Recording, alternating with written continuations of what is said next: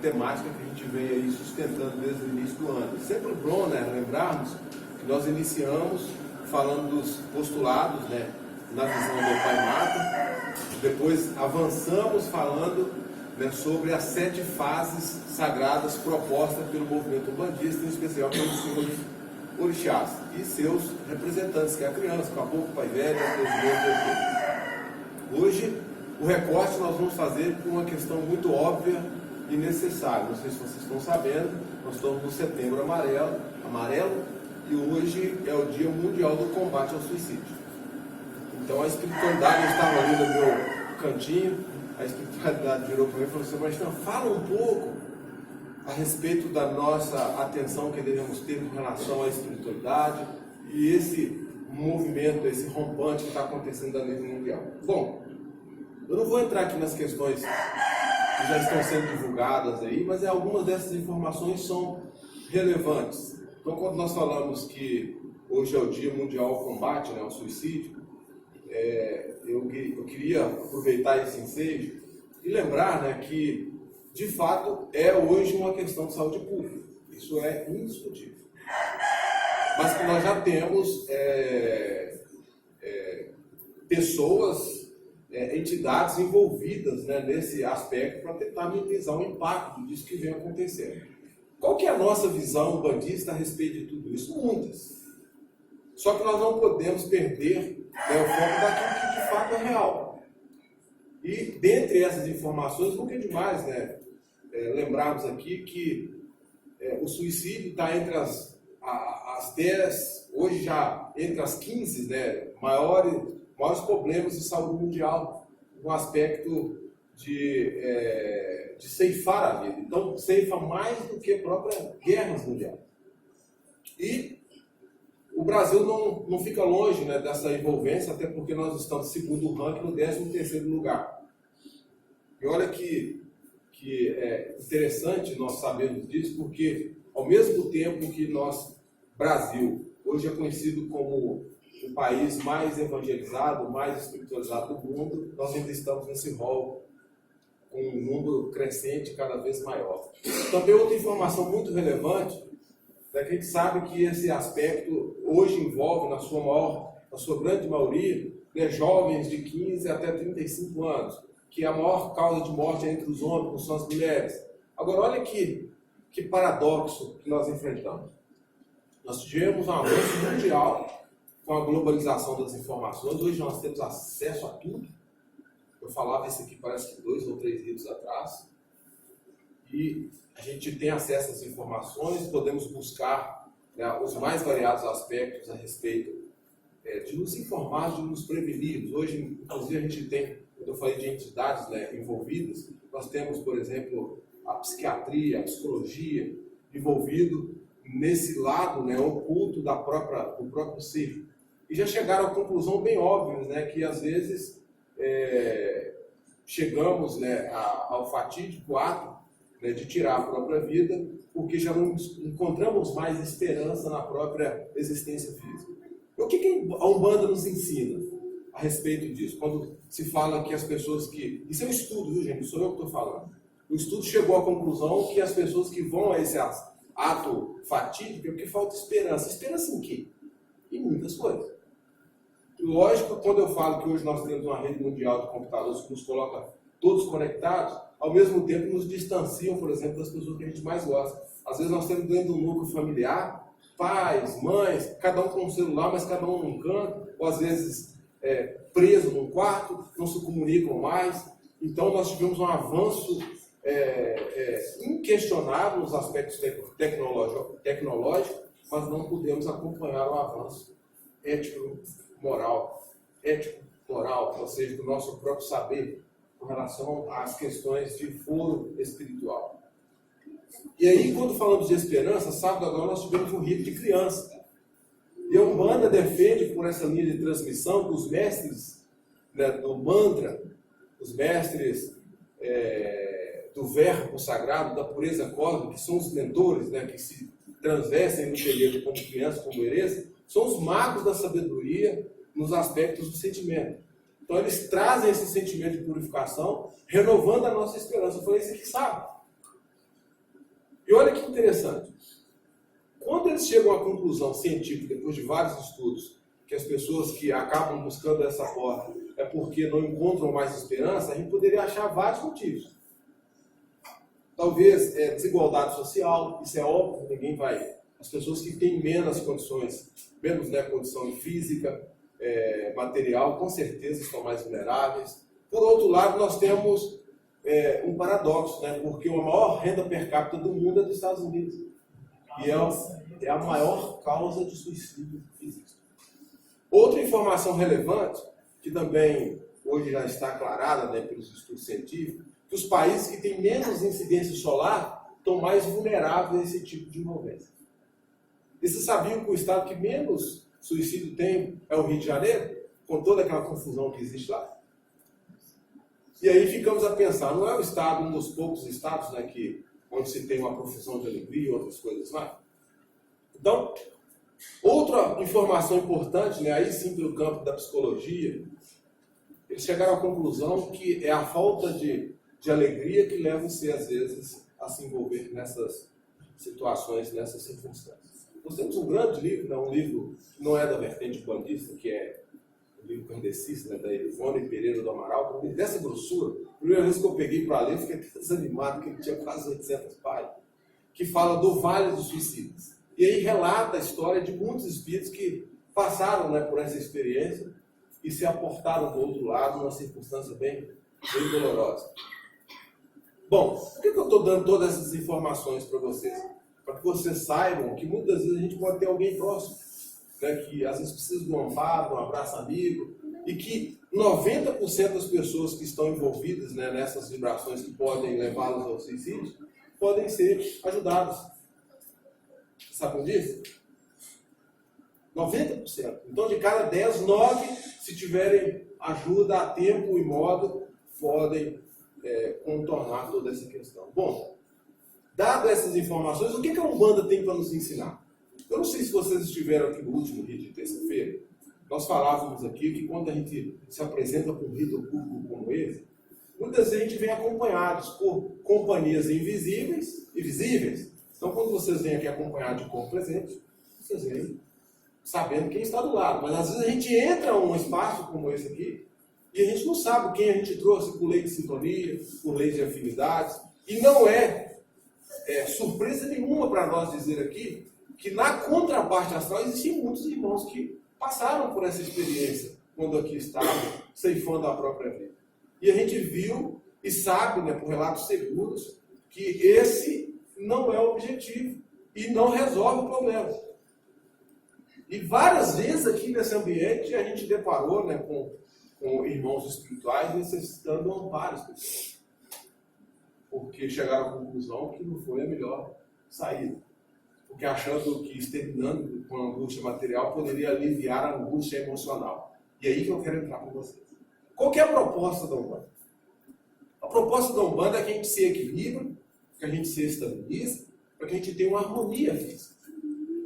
E para que isso acontecer, a gente precisa aclarar a mente, com a sabedoria combatendo a ignorância, precisa aclarar, ventilar o coração, retirando o ódio e oxigenando com amor, para que a gente tenha a harmonia necessária para a gente viver existencialmente aqui nesse universo.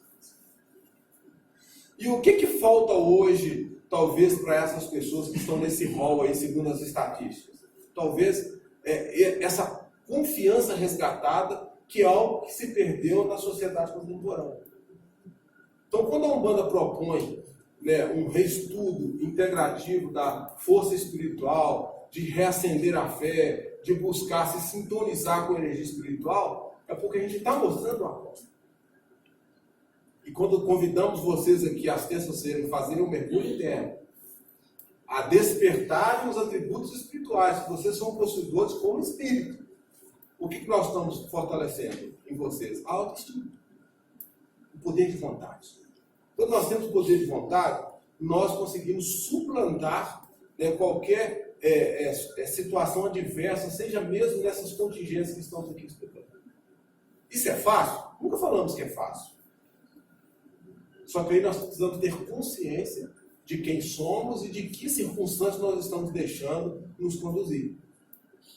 Lembra que eu falei que nós precisamos resgatar a nossa cidadania espiritual? A nossa identidade espiritual? Muitas vezes nós vivemos aqui uma existência material, na condição de espírito encarnado, nós somos subjugados por umas consciências que a gente sequer dá conta que existem. Querem um fato?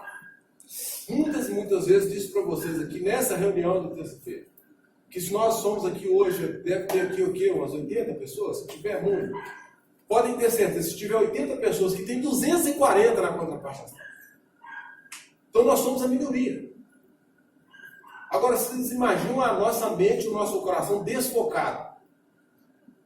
Por isso a proposta do tríplice caminho é a verticalização do pensar, sentir, agir numa mesma frequência. Porque caso contrário, a nossa mente pensa de uma forma, o nosso coração sente de outra, e as nossas atitudes são diferentes.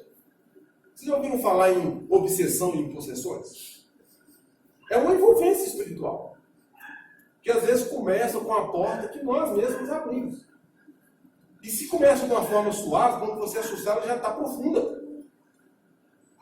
Por quê? A gente vai perdendo a vontade e se deixa envolver por uma vontade que a gente não consegue perceber. Que muitas das vezes está na contraparte espiritual. E quanto mais a gente rebaixa a vibração, mais sintonizado com essa energia magnética deletéria. O que nós propomos a você, já que nós estamos falando hoje nesse dia de combate mundial ao suicídio? Todos nós temos um pouquinho de suicídio. A todo momento. Só que alguns não chegam ao ponto fatídico de ceifar aquilo que nós não temos o direito de fazer. Ah, mas isso é ortodoxia, mano. Isso é um tabu religioso? Não, não é um tabu. Nós, da Umbanda, entendemos que se a espiritualidade superior, se a consciência divina nos permitiu aqui estar, apenas ele pode decidir o dia que nós teremos que retornar ao plano espiritual. Lógico que pode acontecer circunstâncias, suicídios conscientes, isso acontece a todo momento. Quando nós tomamos a nossa cervejinha para o nosso deleite, quando nós fumamos o nosso cigarrinho, o nosso charuto, o nosso cachimbo, quando nós comemos em excesso, quando nós praticamos atitudes que não são condizentes com a boa prática ética, moral que eu iniciei falando aqui, quando nós nos envolvemos com os entorpecentes, quando nós nos colocamos em situação de vulnerabilidade perante a nós mesmos, junto àqueles que nós gostamos. Tudo isso são suicídios conscientes. Só que alguns, às vezes, não chegam ao ponto de nos colocar em situação de risco. Evidente ao ponto de nos ceifar a vida. O que a espiritualidade quer dizer para nós com tudo isso que eu estou dizendo aqui? Que nós temos que resgatar urgentemente o nosso poder de vontade. É um atributo espiritual. Isso é fácil? Não. Se fosse fácil, não estaria sendo proposto pela espiritualidade. Aliás, tudo que é errado é proposto por outros, não, mas não pela espiritualidade superior. Eu vou mais longe. Vou puxar a sardinha aqui para o nosso lado um pouco mais. Nós somos umbandistas de fé, por religião, por opção, ou não. E vou falar mais, quando nós evocamos as questões espirituais dentro da Umbanda, ainda é mais difícil ainda. Porque a todo momento nós estamos em embate com o astral inferior. E se de fato nós queremos nos sintonizar com a espiritualidade superior, nós temos que ascender. Aí nós temos que resgatar a nossa luz própria, a nossa luz. A espiritualidade nos ajuda, os mentores nos ajudam, a doutrina nos ajuda, claro que sim, mas parte dela tem que ser feita por nós. A reciclagem ela é dioturna. O processo evolutivo, falamos várias vezes com vocês aqui, ele é consecutivo, é um passo de cada vez. Se não dá um passo, dá um pé só. Coloca um pé na frente do outro, mas continua avançando, nem que seja devagarzinho. E a conscientização é você deixar de ser inconsciente. Quando eu disse aqui que nós ficamos vulneráveis à envolvência espiritual e perdemos o nosso poder de consciência própria e somos subjugados por outras consciências, cadê a nossa vontade?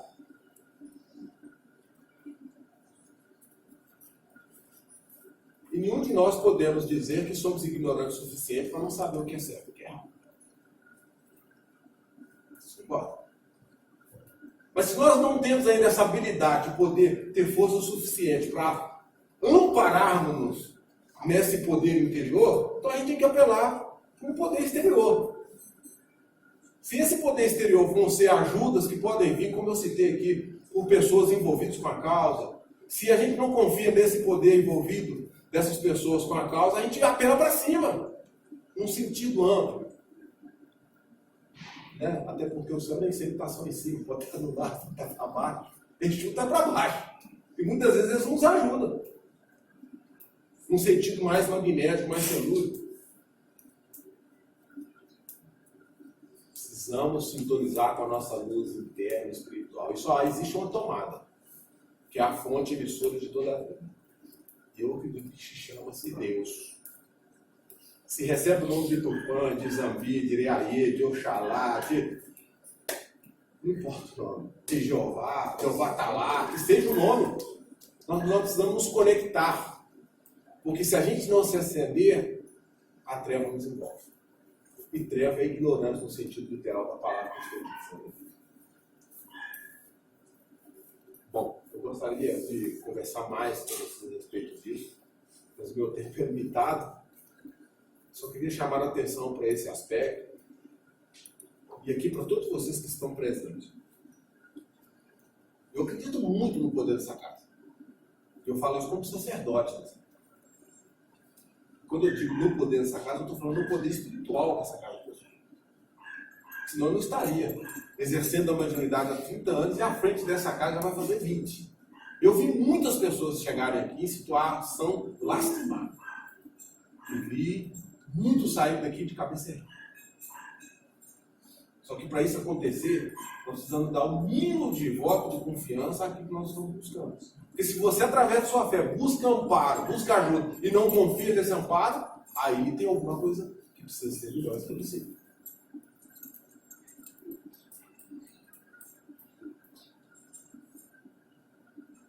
E eu queria encerrar dizendo que hoje existe uma confusão, né? Quando a gente falou de contemporaneidade das famílias, né? Hoje existe uma terceirização, vocês já repararam? Os pais pegam os filhos, jogam na escola e acham que a obrigação de educar os filhos são das escolas, né? Isso começa desde o prezinho até a universidade. Não. As escolas de instrução são para trazer conhecimento formal. Mas a educação moral é da família. E quando nós falamos de educação moral da família, a ética moral que nós citamos aqui no início, eu queria dizer que nós temos uma família espiritual que está fazendo assim com os braços para nós. Só basta a gente estender também os braços. E acreditar nessa extensão de forças de Deus. Eu duvido, eu aposto com qualquer um de vocês. Vistam a camisa da espiritualidade, se dediquem pouco tempo à vida de vocês no mundo. Eu falo isso com prova viva. Mas não precisa acreditar naquilo que a gente está fazendo. Caso contrário. Bom, é isso. Sem mais delongas, aproveitem o rito. O rito é de inovação, é de intronização, é do despertar da luz. Quando eu falei aqui que se a gente não acender a luz interna, nós somos envolvidos por luz externa, prestem atenção nas etapas do rito que nós falamos na terça-feira passada. Lembra da hora que eu convido vocês a beberem água magnetizada e falo, vocês precisam se iluminar de dentro para fora. Não é à toa que eu falo isso. Isso é só uma forma de expressão, mas lógico que traz, né, todo um trabalho de renovação íntima. Saravá.